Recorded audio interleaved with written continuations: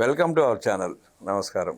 ఆమదాల వలస YSR Congress party incharge Chintada Ravikumar ఇటీవల సిదిరప్పలరాజు కేసులో జగన్మోహన్ రెడ్డి ఆ కుటుంబాన్ని బలి చేసిన కేసులో చింతాడ రవికుమార్ జగన్ రెడ్డికి సెక్యూరిటీగా వచ్చిన రక్షణ కల్పించడానికి వచ్చిన మహిళా ఎస్ఐ మీద ఎలా దాడి చేశాడో, ఆమెను ఎలా ఇబ్బంది పెట్టాడో మనం చూసాం.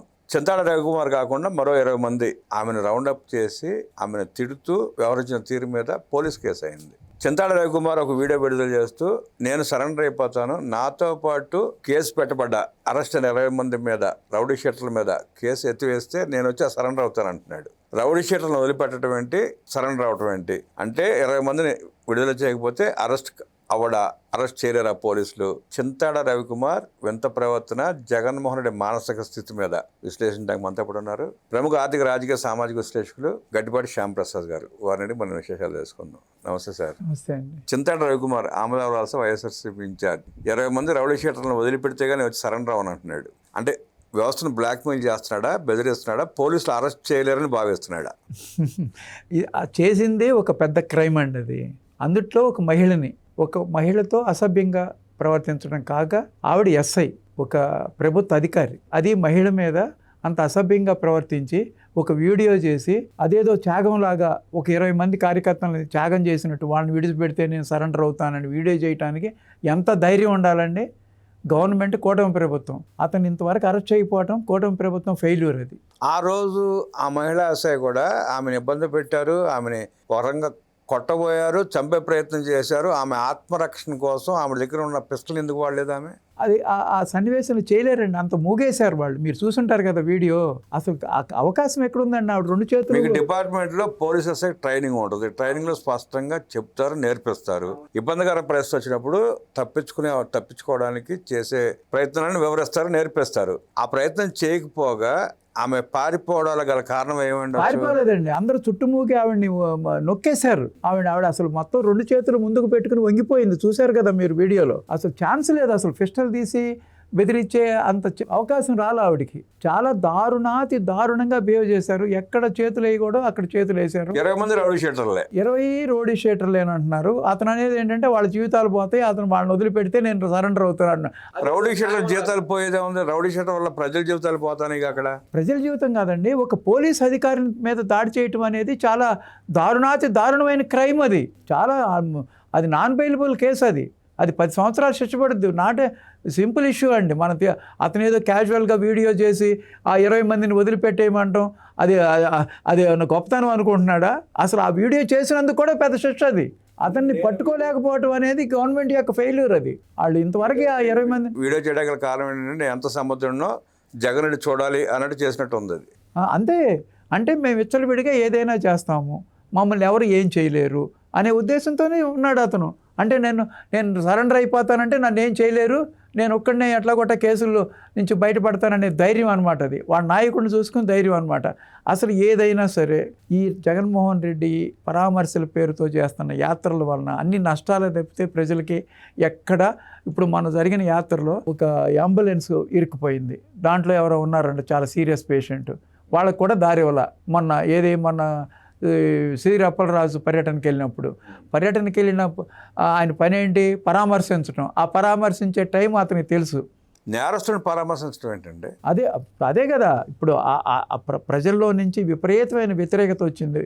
బాధితుడిని పరామర్శించాలా, నేరస్తుని వచ్చిందంటారా? ఎందుకు రాలేదండి? వ్యతిరేకత వస్తే ప్రజలు అంత తీవ్ర నిరసన తెలియజేస్తే వాళ్ళు వ్యతిరేకించేవాళ్ళు, రోడ్ల మీద ధర్నాలు చేసేవాళ్ళు, జగన్ రెడ్డిని రాష్ట్రం అడుగు కూడా పెట్టించేవాళ్ళు. చూడండి, వాళ్ళ మీరు కొన్ని వందల వేల వీడియోలు వస్తున్నాయి ఆ సిదిరప్పలరాజు ఇష్యూ. జగన్మోహన్ రెడ్డి మాట్లాడిన మాటలు అందరూ చేదరించుకుంటున్నారు. ఆయన ఏమన్నాడు? 18 ఏళ్ల యువకుడు తెలిసి తెలియని వయసులో చేస్తే అతన్ని అరెస్ట్ చేస్తారా, అతని జీవితం నాశనం చేస్తారా అని మాట్లాడుతున్నాడు. అతను అదే టైంలో గొర్రెల కాపరి, అతనికి ఏముంది 40 ఏళ్ళు 50 ఏళ్ళే కదా అన్నాడు చనిపోయిన వ్యక్తి గురించి. అతను చేసింది క్రూరత్వం. ఎవరు? అప్పలరాజు. కొన ఊపిరితో ఉన్న మనిషిని వదిలిపెట్టి వెళ్ళిపోవటం అనేది ఒక డాక్టర్ చేయడు, అందుట్లోనూ ఒక మంత్రి. జగన్మోహన్ రెడ్డి అన్నట్టు రోడ్డును పోయే వ్యక్తి ఏం కాదు. అతనికి కుటుంబం ఉంది, 2 చిన్నపిల్లలు ఉన్నారు. అతని వయసు కూడా 38 సంవత్సరాలే. ఏదైనా పేదవాళ్ళ ప్రాణం గురించి అంత తేలిగ్గా మాట్లాడటం చాలా తప్పు. జగన్ రెడ్డికి 55 ఏళ్ళు వచ్చినాయిగా. అది ఒక డిఫరెంట్ ఇష్యూ. దాంట్లోకి మనం వెళ్ళొద్దు. ఎప్పుడైతే ఈ మనిషి చనిపోయాడో ఆ అంటే బాధ- జగన్ రెడ్డికి 100 ఏళ్ళు వచ్చినా జనాల దగ్గర పీక్కుని తిన్న లక్షల కోట్ల రూపాయలతో హాయిగా ఎంజాయ్ చేస్తాడు, పేదలు మాత్రం చచ్చిపోవాలా? అదే కొన్ని వీడియోస్ చూసే కొంతమంది అంటున్నారు ఎవరో మీరు కూడా డిఫరెంట్ సబ్జెక్ట్ అంటున్నారు కదా అని. అవును, గొర్రెల కాపరి చనిపోతే గొర్రెల కాపరి ప్రాణం అంటే అంత తేలిగ్గా ఉందా, అయితే నువ్వు కూడా చచ్చిపోవచ్చు కదా, నువ్వు కూడా చచ్చిపోతే వదిలిపోద్దు పీడ అని ఒక ఆవిడ మరి అడుగుతారుగా, ప్రజలు అడుగుతారుగా. ప్రజలు అడిగారు. అది నేను ఒక వీడియో చూశాను, ఒక లేడీ అడుగుతుంది అనమాట. అది మానవత్వం కాదన్నమాట, క్రూరత్వం. అతను ఒకవేళ అప్పలరాజుని పరామర్శకి టైం అయిపోయింది, తిరిగి వచ్చేటప్పుడైనా సరే ఆ దానయ్య కుటుంబానికి వెళ్ళి నేను భరోసా ఇచ్చి మేము ఆర్థికంగా నేను అండగా ఉంటాను, మీ కుటుంబాన్ని చూస్తాను అని చెప్తే అది వేరే రకంగా ఉండేది. వాళ్ళని పరామర్శించాలి. వాళ్ళ కడు పేద కుటుంబం, అది నిరుపేద కుటుంబం. వాళ్ళ తల్లి ఉంది, భార్య ఉంది, పిల్లలు ఉన్నారు. ఇప్పుడు వాళ్ళ పని ఏంటి? అతను యాత్రకి వెళ్ళినప్పుడల్లా పేద కుటుంబం కాబట్టి జగన్ రెడ్డి చిన్న చూపు. అతనికి ప్రాణం ఇక్కడ కాదండి. ఇప్పుడు పల్నాడు జిల్లా వెళ్ళినప్పుడు కూడా కారు కింద మనిషి పడితే కొనపు ఊపిరితో ఉంటే సింగయ్య అతను వదిలిపెట్టి ర్యాలీ వెళ్ళిపోయాడు. అతను వదిలిపెట్టచ్చా? ఆ ర్యాలీ ఆపేసి ఆ సింగయ్యని హాస్పిటల్లో చేర్చాల్సిన బాధ్యత మాజీ ముఖ్యమంత్రిగా అతనికి ఉంది. అతను వదిలిపెట్టాడు. అదే తరహాలో ఇక్కడ సిరి అప్పలరాజు వాళ్ళ యథా రాజా తదా ప్రజ అన్నట్టు మా నాయకుడే అప్పుడు సింగయ్యని వదిలిపెట్టి వెళ్ళాడు, నేను దానయ్యని కూడా వదిలిపెట్టి వెళ్తానని వెళ్ళిపోయాడు అతను. అది సేమ్ 2 ఎగ్జాంపుల్స్ మనం అదే తరహాలో ఆ రోజు సింగయ్యని కూడా పొదలోకి లాగి పక్క పడేశారు, మొన్న దానయ్యని కూడా పక్క లాగేశాడు. అసలు మనిషి ప్రాణం అంటే అసలు లెక్కలేనితనంగా కనపడుతుంది అనమాట ఈ 2 ఇన్స్టెన్సెస్ చూస్తేనే. అలాంటి నాయకుడిని చూసి వాళ్ళ మాజీ మంత్రులు కూడా అదే అనుసరిస్తున్నారు. సేమ్ అనుసరించాడు. సింగయ్య కేసు, దానయ్య కేసు ఒకే రకం, 2 ప్రాణాలు పోయినాయి.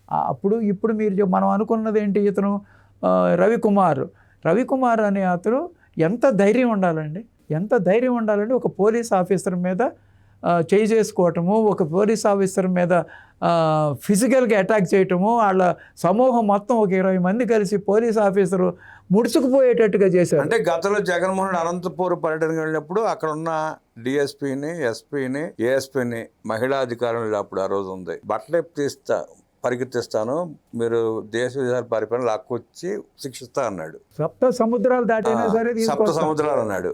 అంబటి రాంబాబు పోలీసులు కొట్టాడు, తోశాడు, బ్యారికేడ్లు తోశాడు, ఇష్టం వచ్చి ప్రవర్తించాడు. అయినా పోలీసులు అరెస్ట్ చేయలే, ఎక్కడ మాట్లాడలే. అట్లాగే చింతాడ రవికుమార్ కూడా అలా చేస్తే నాకు కూడా క్రేజ్ వస్తుంది, రాష్ట్ర వ్యాప్తంగా గుర్తింపు వస్తుందని ఉద్దేశం చేసుంటాడు. ఇప్పుడు రేపు ఎమ్మెల్యే టికెట్ వస్తుంది ఇలాంటి చేసిన వాళ్ళకేనని. ఇప్పుడు అంబటి రాంబాబు కూడా జగన్ చెప్పేది కూడా అదేగా, మీరు ఎన్ని కేసులు పట్టించుకోండి, జైలుకి వెళ్ళండి రండి, మిమ్మల్ని నేను చూసుకుంటాను అంటున్నాడు. ఆ భరోసాతో వీళ్ళు కూడా మొదలు పెట్టారు. అట్లా ప్రజా ప్రయోజనాల కోసం ఎన్ని ఉద్యమాలైనా చేయొచ్చు, ఎన్ని కేసులైనా పెట్టించుకోవచ్చు, ప్రజల అవసరాల కోసం ఏదైనా చేయొచ్చు. ఆ కేసులు పెట్టుకుంటే నిజంగానే అంటే ప్రజల కోసం, రాష్ట్ర కోసం, అభివృద్ధి కోసం పాటుపడే నాయకుడైతే అలా ప్రవర్తిస్తాడు. జగన్ రెడ్డి ఉద్దేశం విధ్వంసమేగా, అతనికి రాజకీయ పార్టీ నడపాలని లేదు, లేదంటే రాష్ట్రాన్ని అభివృద్ధి చేయాలని లేదు, ప్రజలకు సంక్షేమం ఇవ్వాల్సిన అవసరం లేదు, ఇస్తారని ఉద్దేశం లేదు. అతని దృష్టే విధ్వంసం చేయడం కోసం అతను తిరుగుతున్నాడు. దాన్ని కంట్రోల్ చేయాల్సిన అవసరం ఎవరికి ఉంది, బాధ్యత ఎవరిది ఉంది? ఆయనకే ఉంది.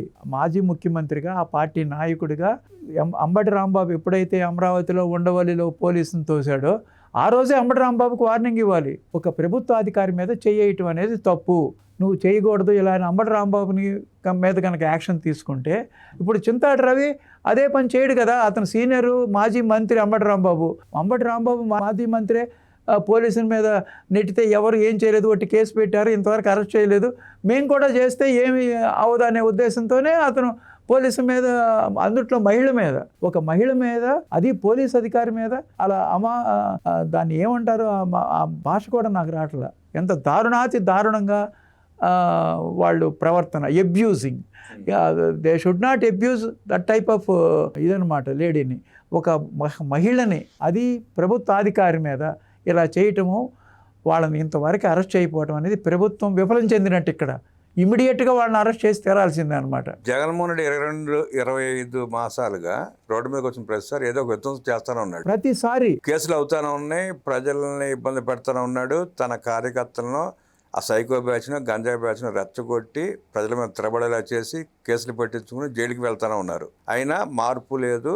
ప్రజల్లో కూడా తిరుగుబాటు రావడంలా ఏంది మా ఈ కర్మ, ప్రభుత్వం ఏం చేస్తుందన్న ప్రశ్న లేదు ప్రభుత్వం దగ్గర నుంచి కూడా, ప్రజల దగ్గర నుంచి కూడా. ఈ పరిస్థితుల్లో ఏం చేస్తే జగన్ రెడ్డి బారి నుండి రాష్ట్రాన్ని కాపాడుకునే పరిస్థితి ఉంది, ప్రజలు ఏం చేయాలి? 2 సంవత్సరాల నుంచి మీరు చెబుతున్నట్టుగా ఇలాగే జరుగుతుంది. ప్రతి యాత్రలోనూ ఎవరో ఒకరు చనిపోవటం, ఏదో ఒక బ్యాడ్ ఇన్సిడెంట్ జరగడం, ప్రజా ప్రయోజనంగా ఏ యాత్ర జరగల. లేకపోతే గంజాయి వాళ్ళని, రౌడీ షీటర్స్ని, లేకపోతే బెట్టింగ్ వాళ్ళని, ఇటువంటి వాళ్ళని పరామర్శిస్తానికే వెళ్ళాడు తప్పితే దేని గురించి వెళ్ళాల. ఈ కమింగ్ 3 years కూడా ఇదే విధంగా కనుక అతను రన్ చేస్తే ఆ పార్టీ సామాన్యంగా 2029 ఎలక్షన్లో కంటెస్ట్ చేయడానికి కూడా పనికిరాదు. బ్యాన్ చేసే అవకాశం ఉందంటారా? ఎవరు బ్యాన్ చేయరు, ప్రజలే బ్యాన్ చేస్తారు. ప్రజలందరూ దీన్ని అబ్జర్వ్ చేస్తున్నారు, తీక్షణంగా చూస్తున్నారు. ప్రజలందరూ ఆ ఓటు రూపంలో ఆ రోజు చూపిస్తారు. అసలు అప్పుడు దాకా అసలు మీకు ఓటు రూపంలో 24 ఎన్నికల్లో స్పష్టంగా 11 సీట్లు ఇచ్చి కూర్చోబెట్టారు. తర్వాత ఒక 6 నెలల సంవత్సరం ఇట్లాగే విధ్వంసం చేస్తూ ఉంటే జడ్పీటీసీ ఉప ఎన్నికల్లో డిపాజిట్లు రాకుండా చేసి సొంత నియోజకవర్గంలో గట్టిగా బుద్ధి చెప్పారు. అయినా అలాగే ప్రవర్తిస్తున్నాడు, అలాగే వ్యవహరిస్తున్నాడు. రేపు ఎలక్షన్స్ రాబోతున్నాయి స్థానిక సంస్థలకి, అప్పుడు కూడా చూపిస్తారు. ఎందుకంటే ఈ 2 సంవత్సరాల్లో 5 సంవత్సరాల్లో వాళ్ళు చేసిన తప్పుల్ని సరిదిద్దుకోకుండా, ఎందుకు ఓడిపోయామనేది సమీక్షించుకోకుండా అదే థింగ్ కంటిన్యూ చేసుకుంటూ వెళ్తున్నారు అనమాట. వాళ్ళు వైలెన్సే వాళ్ళకి కావాల్సింది. ప్రజా ప్రయోజనాల కోసం ఒక్కసారి కూడా వాళ్ళు బయటికి రాలా. ఈ ప్రజలకి ఇది కావాలి, ఈ రోడ్డు కావాలి, లేకపోతే ఈ ప్రాజెక్టు కావాలి, లేకపోతే ఈ ఇండస్ట్రీ కావాలి, ఈ సంక్షేమం మీరు సరిగ్గా ఇవ్వట్లేదు, అలాంటి వాటి మీద ఎక్కడా పోరాటం చేయలేదన్నమాట. ప్రజా ప్రయోజనమైన పోరాటాలు వాళ్ళు చేయరు. వాళ్ళు కేవలం వైలెన్స్ కోసమే, వాళ్ళ యొక్క బలం చూపించుకోవడం కోసమే యాత్ర చేస్తున్నాడు. ఇప్పుడు సిదిరప్పలరాజుని పరామర్శించడం కోసం ఆయన బలం చూపించుకోవడం కూడా వెళ్ళాడు అంతే. అక్కడ వెళ్ళిన పని ఆయన పరామర్శించడం అది చేయలే. బాధితుడిని దానైనా పరామర్శించలే. ఈ సిద్ధుడు అద్దంకి వెళ్ళాడు వచ్చాడు అన్నట్టుంది, కానీ ఎందుకు వెళ్ళాడు, ఎందుకు వచ్చాడు కార్యక్రమం? నా బలం ఇదిగో చూసుకోండి, నేను 6 గంటల పాటు ప్రజల్లో ఉన్నాను అని చూపించుకోవటానికే చేయటం అనమాట. అన్ని యాత్రలు ఈ 2 సంవత్సరాలు అలాగే జరిగినాయి. ఇలాగే కమింగ్ 3 yearsలో కూడా జరిగితే రేపు విరూపాక్షాన్ని కూడా అలాగే చేస్తాడు, ఆ యాత్ర చేస్తాడు. మళ్ళీ అక్కడ మాధవ్ కూడా ఆ యాత్ర చేస్తాడు. చూడండి, రేపు ఎల్లుండి కూడా ఆ యాత్రలు ఉండడానికి అవకాశం ఉందన్నమాట. ఇలాంటి యాత్రలే వచ్చే 3 సంవత్సరాలు కూడా జరిగితే ఆ పార్టీ భూస్థాపితం అవసరం. విధ్వంస రాజకీయం చేస్తున్న జగన్మోహన్ రెడ్డిని భూస్థాపితం చేసే రోజులు దగ్గరలో ఉన్నాయంటూ విశ్లేషించిన శ్యాంప్రసాద్ గారు ధన్యవాదాలు తెలియజేస్తున్నా. నమస్కారం.